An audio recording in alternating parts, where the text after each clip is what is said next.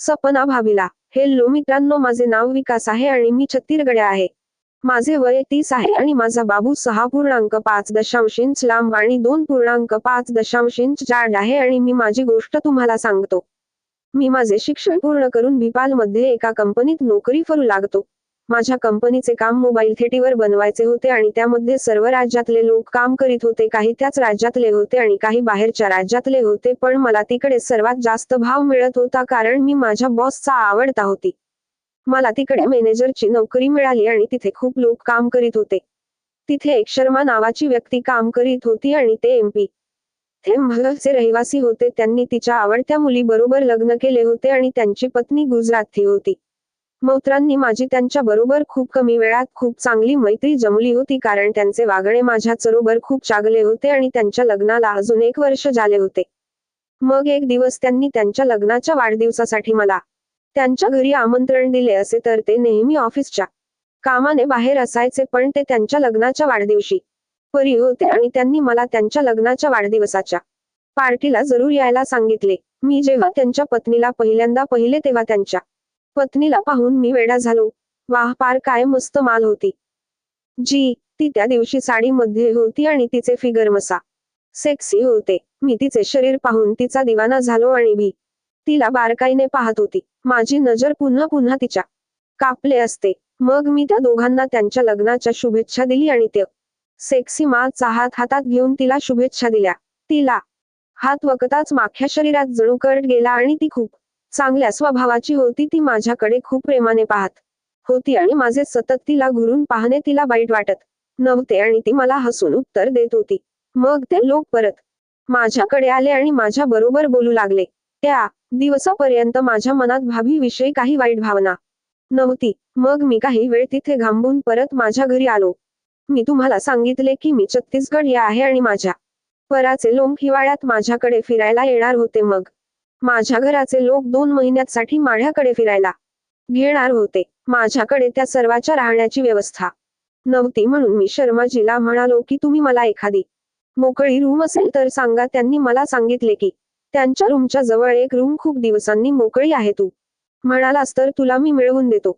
मी त्यांना लगेच हो म्हणालो आणि त्यांनी मला रूम मिळवून दिली आणि मग ते कंपनीच्या कामाने 2 महिन्यासाठी बाहेर गावी गेले. गेल्यावर 4 दिवसांनी माझ्या घरचे लोक आले आणि ते भाभी बरोबर चांगले मिसळले. मित्रांनो, मला माफ करा, मी तुम्हाला भाभीविषयी सांगायला विसरलो. माझी भाभी 26 वर्षांची होती आणि तिचे फिगर 3.6, 3.2, 3.4 होते आणि तिचे नाव सपना होते आणि ती रोज माझ्या स्वप्नात येत होती. ती गुजरातला मोठी झाली होती आणि तुम्हाला माहिती आहे की गुजरातच्या मुली किती गोण्या आणि सुंदर हरिराच्या असतात. तिची उंची 5.0 इंच होती आणि तिचे गोरे शरीर कोणाचेही मन तिच्यावर येईल असे सुंदर होत. मित्रांनो, तिने माझी पाहुण्यांची फिरायला खूप मदत केली आणि त्या दरम्यान माझी तिच्या बरोबर चांगली मैत्री जमली. मी तिच्या बरोबर मोकळेपणाने बोलत होतो. ती माझे बोलणे ऐकून का तर गप्प बसायची नाही, तर हसून माझ्या डोळ्यात पाहायची आणि मी त्याच्या हाई करण्याचे कारण हळूहळू समजू जागलो होतो. मग उकाडा वाढू लागला आणि आम्ही गच्चीवर जाऊन झोपू लागलो. मी एक दिवस वर झोपलो होतो आणि मला रात्रीचा 1:30 वाजता तहान लागली, म्हणून मी उठून खाली आली आणि भाभीच्या रूम मध्ये गेलो आणि फ्रीज मधून पाणी बाहेर काढून पाणी पिऊन परत वर जाऊ लागली. तेव्हा माझी नजर भाभीवर गेली, जी त्यावेळी खूप गाढ झोपली होती आणि तिचे बॉल तिच्या नेवसीतून अर्धे बाहेर दिसत होते आणि ते पाहून मी अचानक तिथे थांबलो आणि तिचे बॉल स्पर्श करू लागली. ती काही वेळ अजिबात हलली नाही आणि ती काही वेळाने अचानक उठली आणि घाबरत मला म्हणाली की तू हे काय करीत आहेस. मी तिच्या तोंडावर हात ठेवला आणि म्हणालो की भाभी गप्प राहा, नाही तर सर्व लोक जागे होतील. ही थोडी शांत झाली आणि मग मी तिला विचारले की भाभी, मी तुम्हाला एक विचारू का. तर ती म्हणाली विचार. मी तिला विचारले की शर्माजी कंपनीच्या कामाने खूप काळ बाहेर असतात आणि ते गेल्यावर तुम्हाला करायची इच्छा होत नाही का. ती हे ऐकून 10 मिनिटे गप्प राहिली आणि मला पाहत राहिली आणि मी तिच्या बोलण्याची वाट पाहू लागली. मी तिला बोलागाची खूप वेळ वाट पाहिली, पण ती काही बोलली काही आणि मी जाऊ लागली. हेचा ती म्हणाली थांब विकास आणि मी थांबली.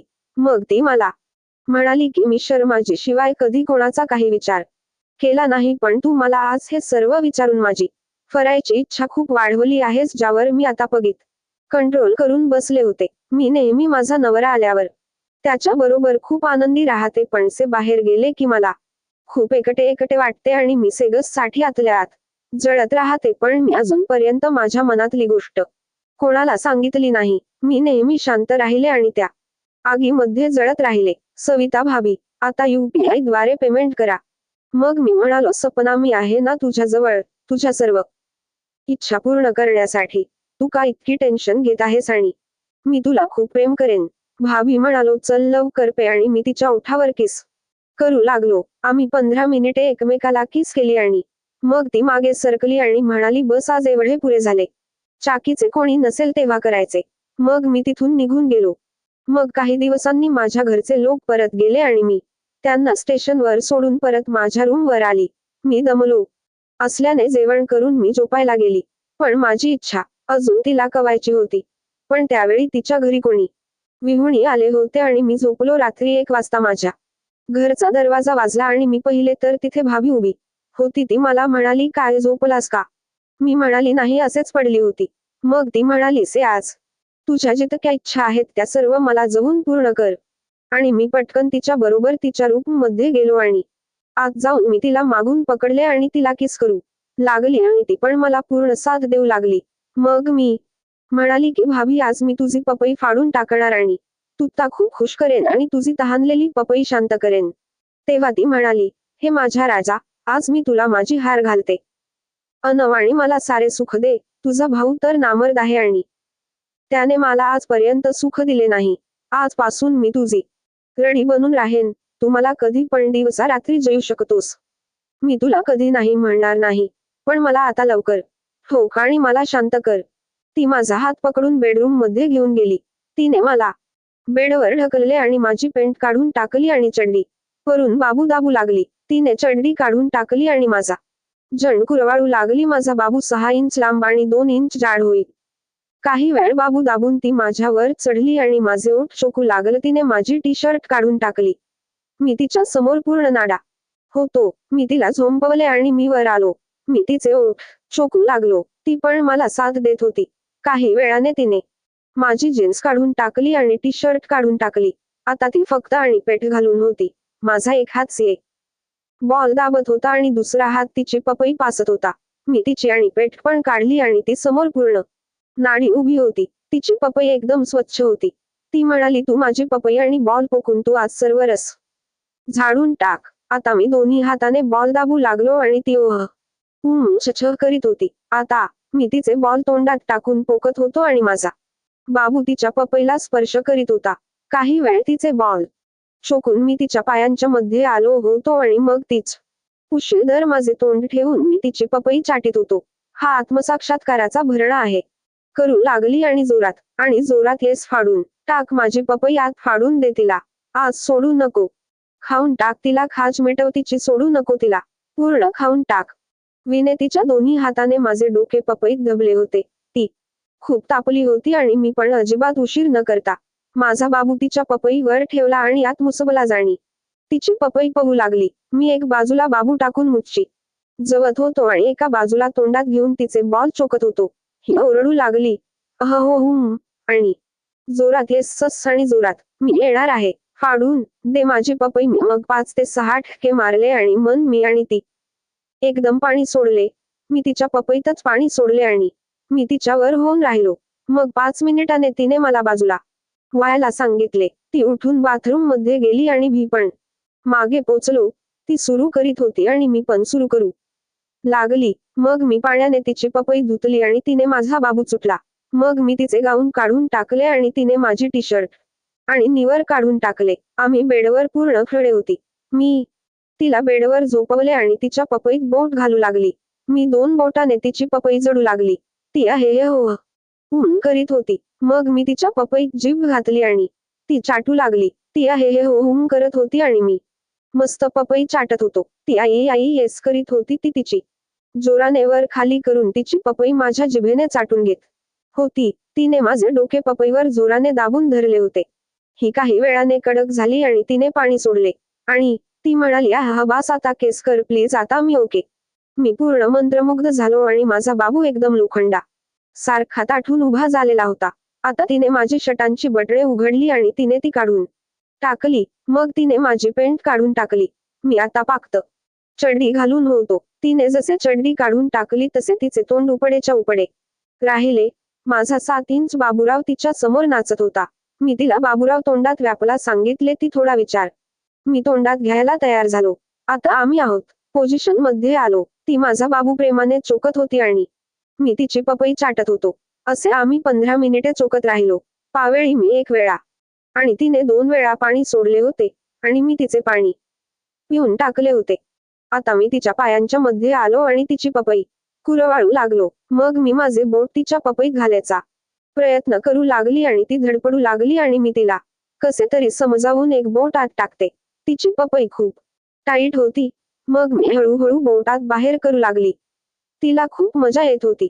मी तिला विचारले, आता बाबू आत टाकू का? तर ती म्हणाली, काही होणार तर नाही ना? मी तिला समजायले, काही होणार नाही, मी आहे ना. आणि मग मी लडा टाकायची तयारी करू लागलो.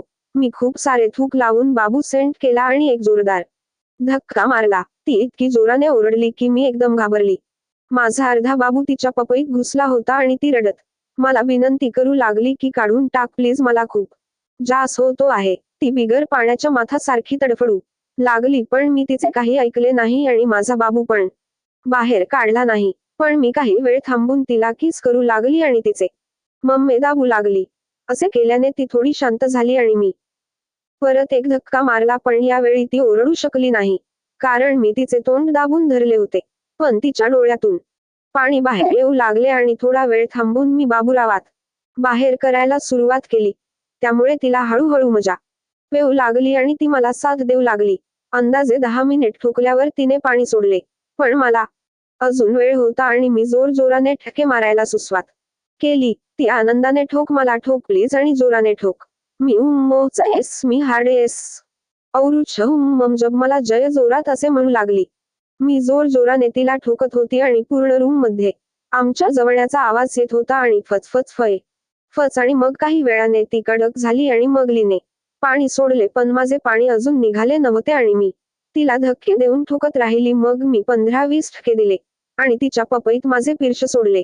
मला तिच्या चेहऱ्यावर संतुष्ट झालेले भाव दिसत होते आणि ती माझ्या ठोकाईने खूप खुश होती. त्या रात्री मी तिला 4 वेळा कले आणि मग आम्ही झोपी गेलो. मित्रांनो, मी तिला अशा रीतीने पूर्ण 1 वर्ष रोज केले आणि ती आज माझ्या 2 मुलांची आई बनली आहे.